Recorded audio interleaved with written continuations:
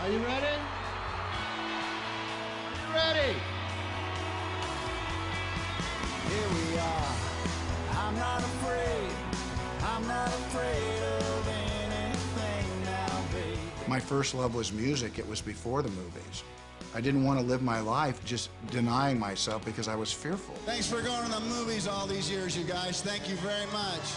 They come from a curiosity standpoint at first.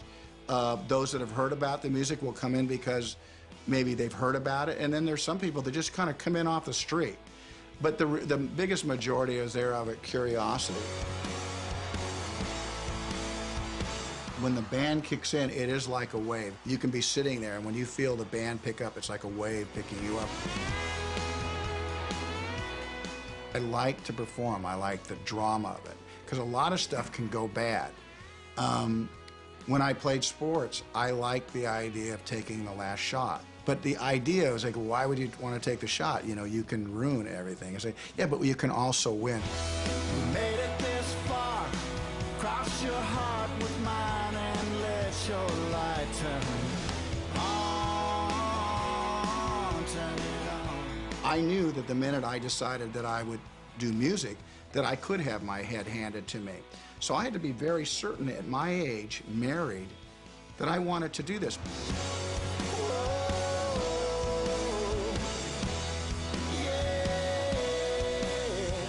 If you ask somebody to pay to come see you, you have to deliver something. It can't be an experiment. If you want to know what life is for, hey, this is it. Listen, I've taken some big bites out of life, but life has taken some equally big bites out of me. You never blame and you never explain. You just kind of try to go through life as heroically as you can.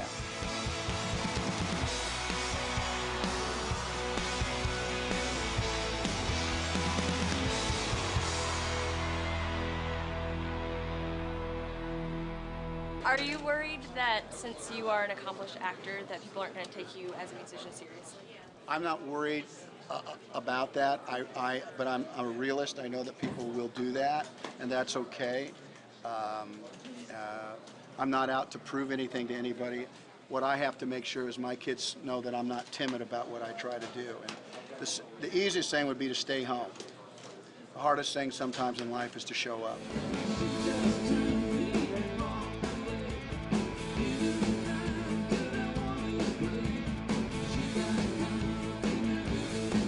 I knew that there's some people laying in the weeds willing to cut my head off and watch it roll in the street if I failed miserably in front of a bunch of people. But I also knew that before I would ever be in that position, I would have a really good feeling about if this band had the firepower to do that. I perform because I kind of have a desire to perform. And if you, I also know that when I perform, I can get better. You know, there's a lot of people that if they can't succeed right away, they're just going to stop.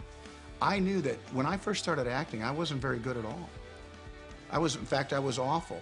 But I knew in my heart, because I knew that's what I wanted to do, that I would get better tomorrow, and I would be better the next day. And so the band has no resemblance to how we were, 5 years ago.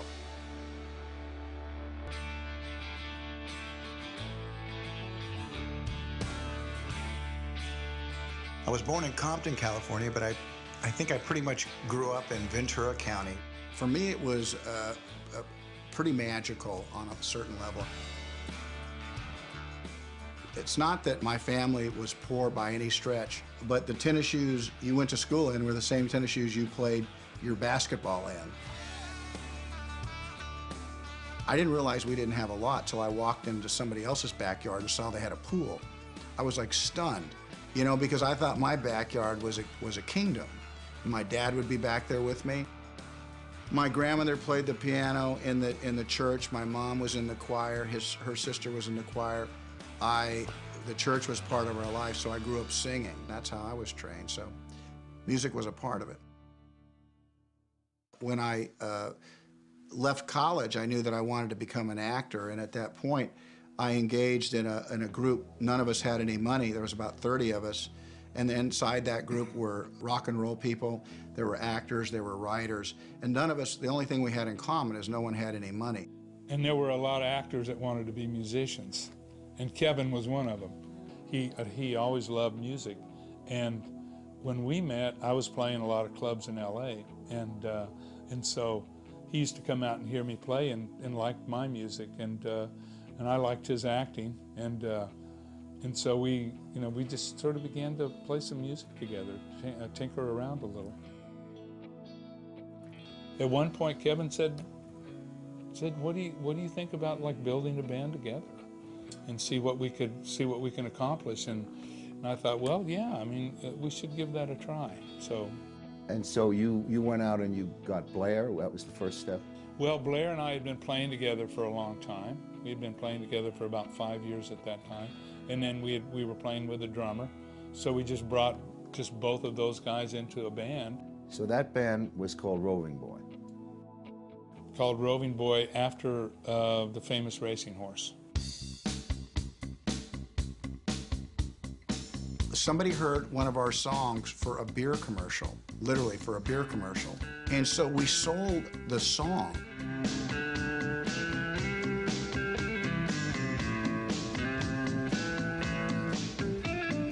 Looking at the faces of people all around me.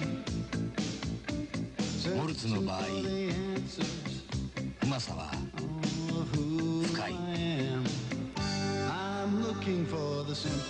麦芽 100% 生ビール、モルツ。 Well, when the song came out in Japan, it made its way back here, and a reviewer reviewed the song, reviewed the record, and he was rough on the record, and he was really rough on me, and that was at a moment when I thought, do I need this? Do I need this kind of, acid thrown my way? And it was the first time in my life where I backed away from something I love. I said, I'm not doing this. You know what? I love this, but I'm not doing this. And I pulled the plug. Kevin's rise in the movie industry was kind of unprecedented. I mean, he just shot to the top really quickly. And at the time, we had a record deal in Japan, a #1 single over there, and chances of doing another record and touring Europe and Japan, and then it just couldn't happen. I want to live in Tokyo. We just kind of harvested the fruit quickly from that vine, from that band, and then decided to wait until the time was right to do it again. I want to see where love went. Stayed very close with John, stayed close with Blair, brought them on movies. We did things together.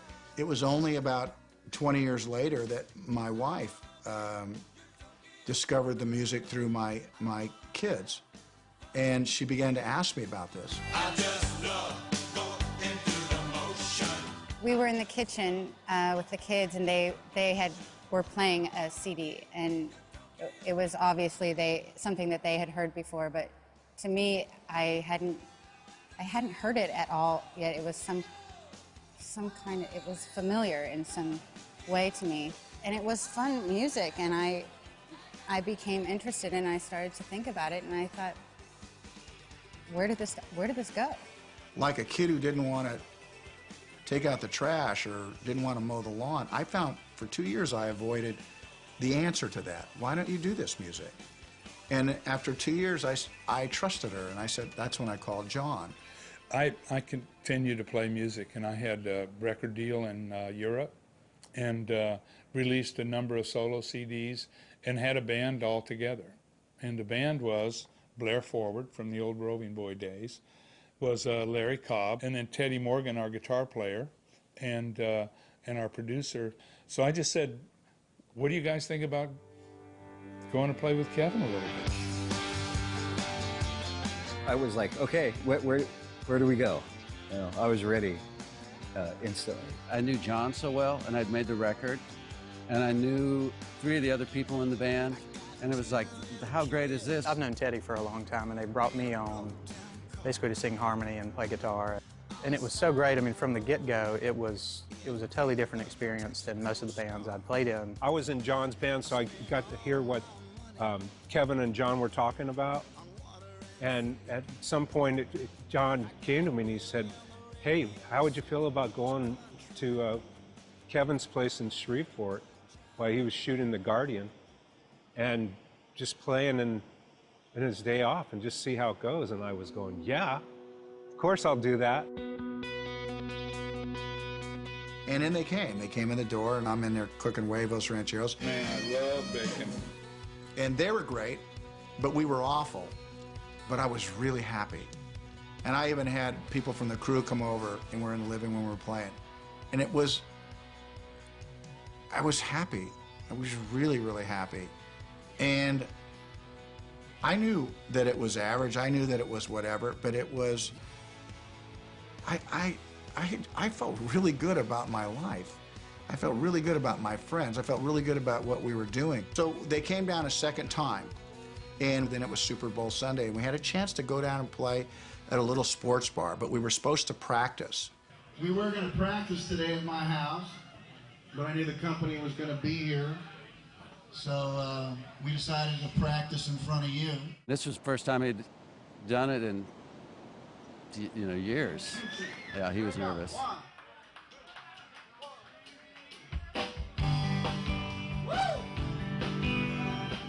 I just went ahead and started singing.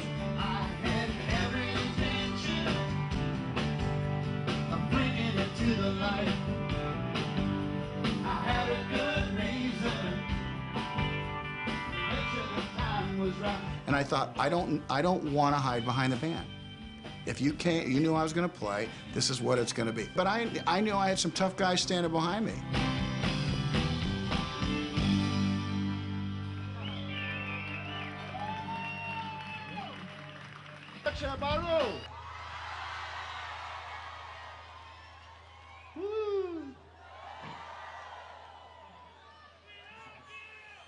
I'm so ready to play for you.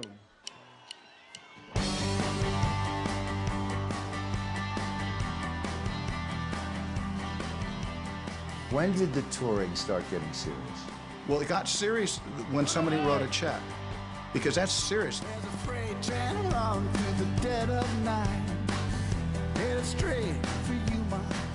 After the little Super Bowl party, I went and played for the Air Force there in Shreveport. And then we got a chance to play at a golf tournament, and that's where I really decided I wanted to play music wherever I was at. We got a check, our first check, and that was really serious to me.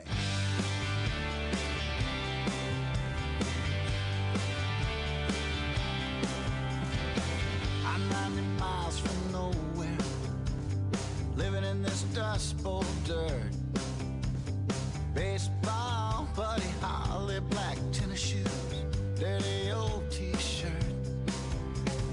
Streets carved out of caliche, ace of spades in my bicycle spokes. We haven't had a master plan, and we're still not set up to try to take advantage of the momentum that we actually have. I see you around.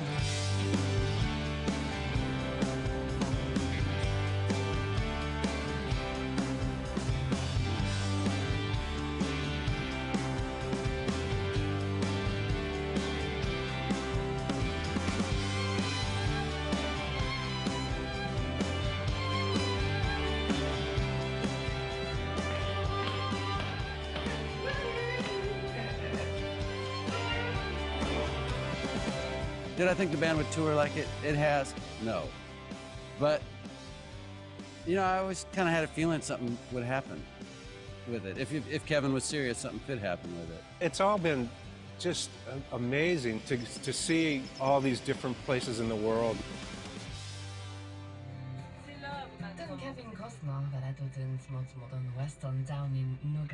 And in Luxembourg, you're driving around in a minibus or minivan, and your song comes on the radio.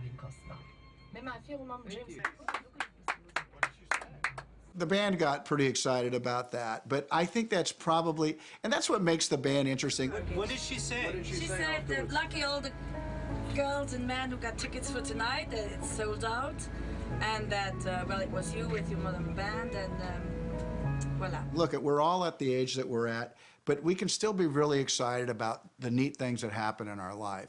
And that was a neat moment for the band. And I didn't find myself that effusive, but I find myself looking at them and really happy. I'm like really happy what's happened for them. My only level of disappointment for me is that I can't go out there 200 days out of the year, because that's what this band deserves to be able to do. And I have to find a balance with the rest of my life. In Turkey, how did you find yourselves all locked out of your hotel rooms? I mean, it doesn't seem possible.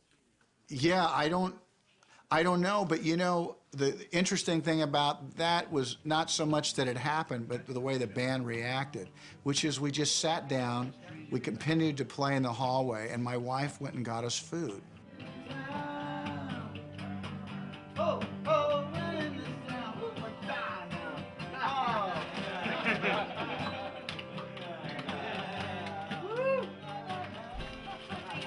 There's a genuine quality about these guys. And what I appreciate about it, what they don't know, and I'm not always able to tell them, is that I trust how they act in social situations, and it reflects really well on me. I appreciate that about them, that I'm not cleaning up messes. I don't have drama. They don't create drama for me. Here's to working with just an incredible group of people that they're fun to travel with and play music with. Here's to you guys. Yeah. What is this bit of business, a ritual you guys have with a toast? What is it? Is that tequila or champagne, or what is it? I don't know who started that, but I think John has traditionally has done that probably before. He takes a shot of tequila, and I guess it was just something that he wanted to do. Here's the checks that don't bounce. Yeah.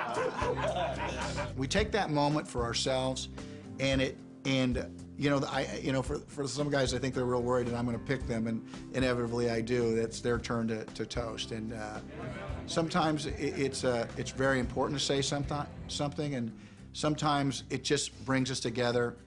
We understand what we're trying to be about, and it's just our little thing. There's been a lot of Kevin in my life and a lot of Kevin in your life, you know, and there's sometimes too much Kevin, and but I believe the phenomena has been for me to have this opportunity to work with really world-class musicians. Was the decision to call the new entity, the new band, Kevin Costner and Modern West, was that a marketing decision? No, that was a band. Yeah, it was purely a marketing decision. Last thing I wanted to see was my name out front. I mean, I've known who I am for my whole life, and to attach a name to the band was something the band really felt that had to happen. Well, it was Kevin's idea to call it Modern West, and it was the band's idea to call it Kevin Costner and Modern West. Because I mean, there's no way you can just say Modern West when you're playing with Kevin. And you know, I mean, we as Modern West, we could play, have a good time, have a lot of fun, but as Kevin Costner in Modern West, it becomes a much bigger entity.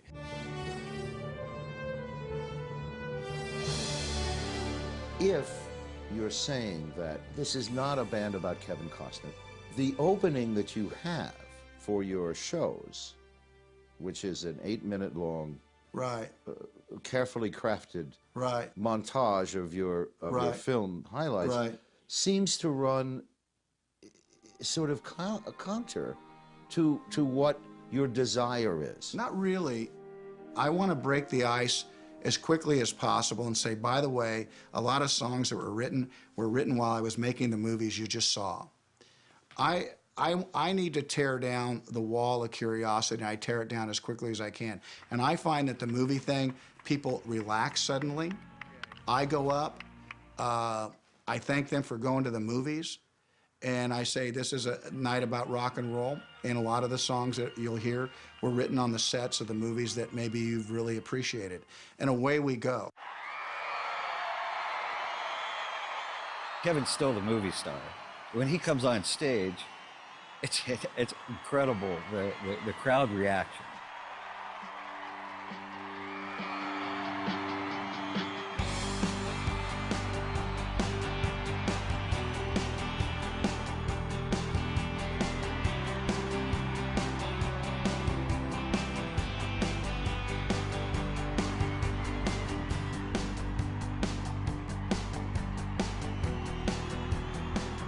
We're dealing with a language barrier.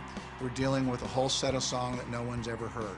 But you know, this band has a lot of firepower, and we understand that when we play, that we can throw out a wall of music that's both friendly and has a kind of a feeling that people come away with. The audiences in Europe have not wanted to leave. They want to stay and clap, and it just evolved to where I toast them in champagne, because that's what happens in the song itself.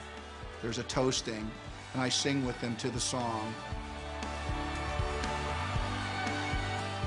I have a desire to do well. I don't have a desire to be popular. I have my own kind of code.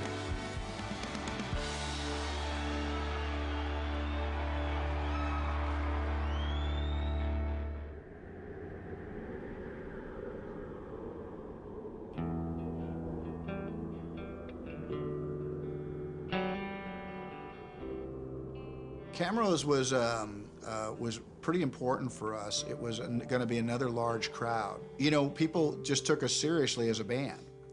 And now here we were playing in Camrose, and on our way out in a helicopter, we found out that we were kind of a band that people wanted to see.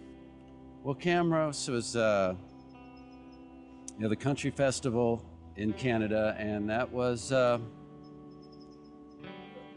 most musicians, we've all been on festivals where it might rain, and I think most people are like, we're going to make it through. The crowd makes it through. We're going to make it through. We're going to play.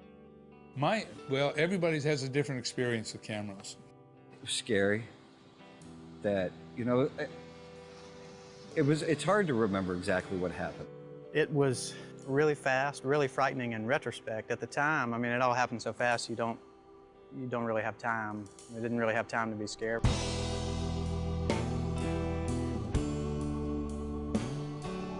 And about an hour before we were about to go on, a guy, one of the men came up and said, you know, a tornado has touched down about 70 miles away. We think we're going to get a little rain, but then we're going to start back up. He said the word tornado. I remember that specifically, but there was no feeling that, you know, okay, something, you know, but it was like it's going to bring rain. I start to see the things blowing, and now the canvases have been untied, and they're kind of blowing into the air, and our guys are on stage, and I'm able to look through the stage past the crowd of 25, 30,000 people, way in the distance. And I could tell there was something weird with the sky. It was kind of yellow, it was kind of dark. And the wind started getting bigger, and I kept looking, and pretty soon, something was wrong.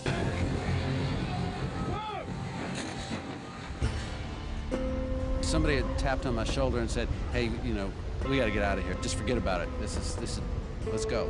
And like seconds later, that's when this thing started flying and people were running. And they beat me off the stage. They went to the left. I went down a ramp. I made a left turn. I started running, and I ran out of stage back behind.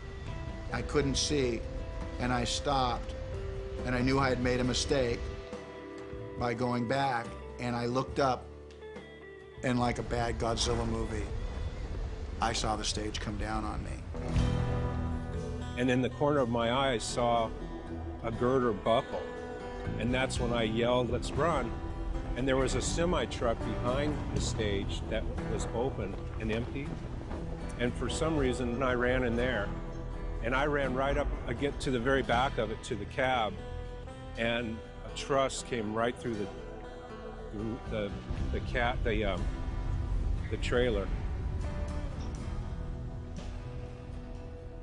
I didn't know where Kevin was. I didn't know where anyone was. Park came, and, you know, and he looked like out of a war zone. He was dazed, and blood was coming down his head. And then we heard reports about our tour manager, Mark Bodding, was really hurt. there was my friend lying in a pool of blood, and I thought he was dead. I was sure he was going to die. I inched myself out. This was your tour manager. That was Mark Botting, and I found him, and I just held him, and blood was coming out, and I took my shirt off, and I compressed it to his head. We were lucky. Mark didn't die. I thought he was going to, and the guys were hurt. Park was hurt, really hurt. That whole week, I just, every day I wanted to call family members, friends, and just tell them that I love them, which we should do every day. We don't do every day. Some people we say that to really easily. Some people we don't say it too easily. But I found myself, that the week following that, really wanting to, just express that. I played it over in my mind so many times. I've even had grief counseling over it. Because it just was like I came back and I couldn't shake it. I've always thought that I've had a high survival instinct, but I realized that nature took that away from me at that moment. Going back from my friends, whatever mistakes I made, I might not have seen my family again and people that I love, and that was very real.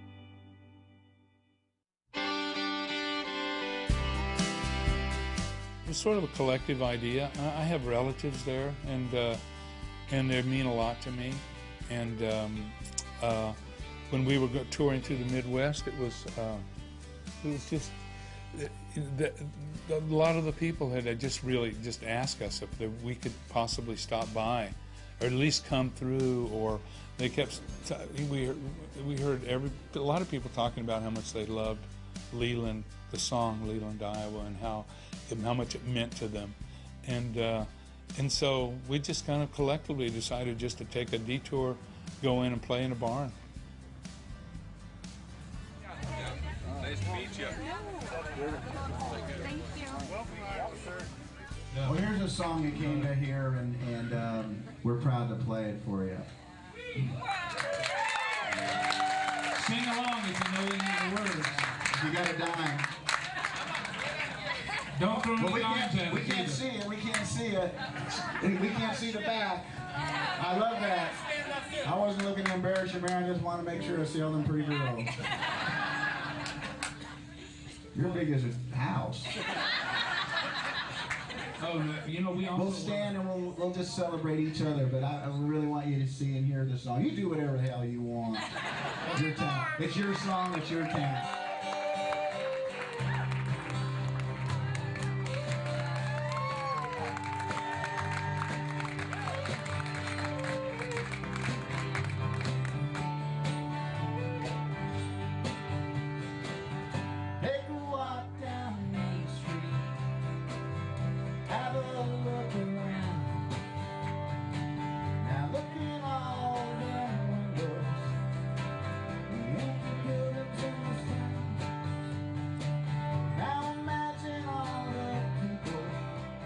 Leland was written when John came to visit me when I was making Field of Dreams. That's why we do lead off with the movies, because they are connected to what we have done and what we've been a part of, and when people have come to see me. You can't spend the time.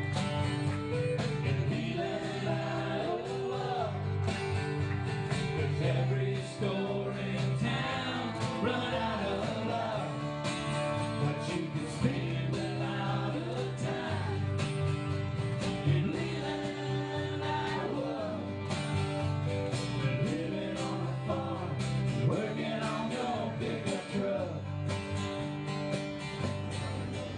And then we went down the street and played in the cafe.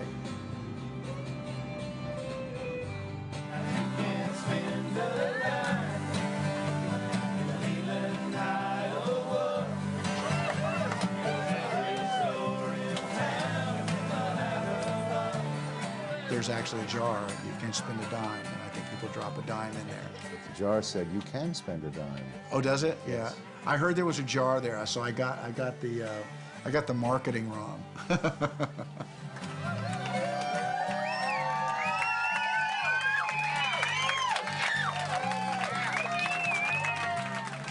think that was fantastic. That's the best thing I've seen in a long darn time.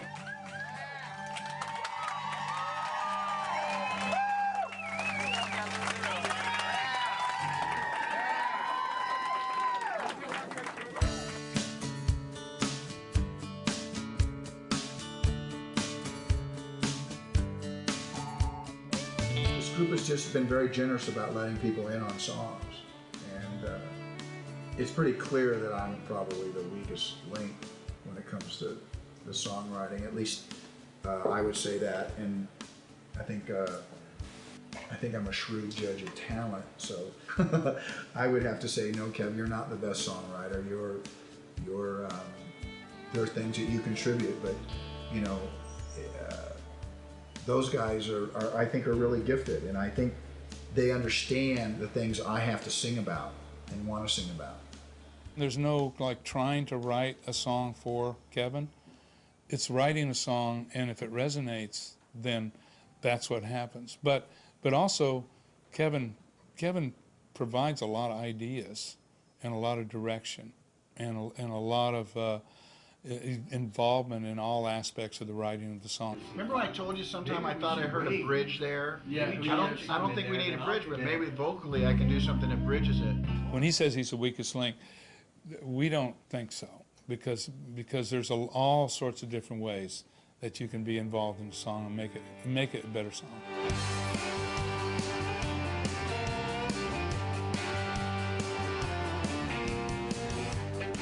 5 Minutes from America it's a rocker, to be sure. 5 Minutes to America was a function of being in Shreveport and seeing, you know, and understanding, because a lot of the crew that was coming to work every day had lost everything in New Orleans. And because John was down there a lot and I was there for 2 movies in a row, that began to percolate through us, that those people were still coming to work every day with their hearts on the ground. And so, you know, and we all saw how the people ended up in Houston. So we've got that one verse that says, you know, back down the road, you know, a policeman offered his hand. He said, "Welcome, stranger, but you really can't stay here, man. On up ahead, there's some opportunities. You can find them everywhere. Maybe go to Houston. There's a lot of you there." If you had to play one song that would define the band for someone who has never heard it, what would the song be? For me, it would be Superman 14. John and I both love Superman so much. It's a song about youthful aspiration and becoming yourself. I feel like Superman, flying over muddy rivers, counting everything from 1 to 14. Over roads where the sunflowers grow, I can see from here to eternity. We just figured if we couldn't make it on our own songs, then we didn't want to do it. The fact is, with an actor, when he gets up and plays it with a band, they give him like 3 strikes, basically 3 songs. And if they don't like it, they're gone. And so it's just been amazing, because Kevin is an amazing performer. We're going to bring out a friend to help us sing. Say hello to Sarah.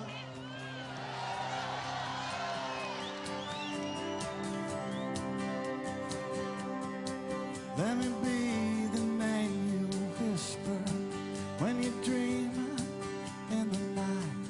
The song "Let Me Be the One" doesn't work without your wife singing on it. She's really great.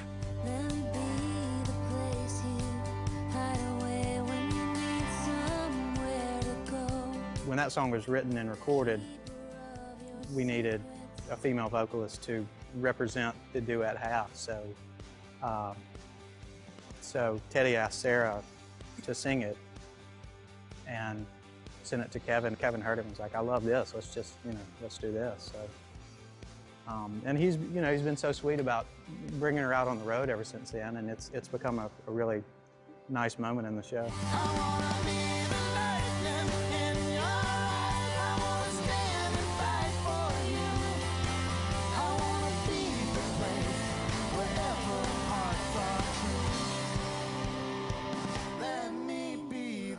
it's great to have all these experiences and not have to get home and go, well, here are pictures from all these places we went, but to have her a part of that, you know, and that the band has accepted her so much and you know, just treats her like one of the guys and always with respect, and it seems to really enjoy having her around. Let me be the one. Let me be the one. Let me be the one.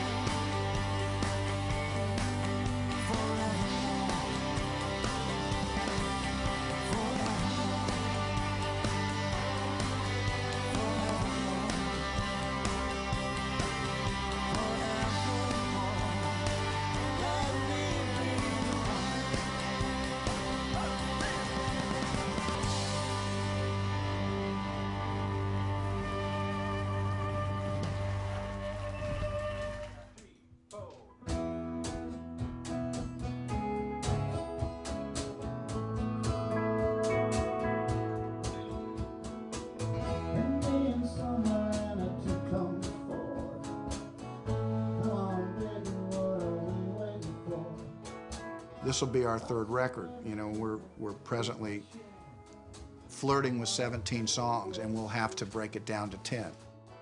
But when we make up a set list, we pull from about 40 songs now, and after this record, we'll be pulling from more than that. We're going to start in Europe because that's where it's coming out, and then I'll see what movies I'm going to do, and then I would like to play an American tour. I don't want to jinx anything, but I just can't imagine we still wouldn't be doing this in 5 years. We all love doing it. We all love to be with each other. It's not just my job, it's like kind of my best friends. The average life of a band is it's like a life of a pro athlete. It's about 4 or 5 years. You start making money off of your music, egos come in and the band just is destroyed. And but we figured 4 or 5 years with this band, but it's just for some reason it's just gotten better and better. You know, I feel like we're gonna probably keep about the same pace that we keep now because everybody's so busy and they have families. But I feel like there's a comfort level where we go out like once a month for about a week, and then we'll do a tour like if it's in Europe. Maybe do a couple tours like that a year plus the weekly things. And then, you know, I'm sure we're going to stumble on a hit song here and there. I mean, it's great music. And I hope we're sitting here doing another interview in front of the ocean.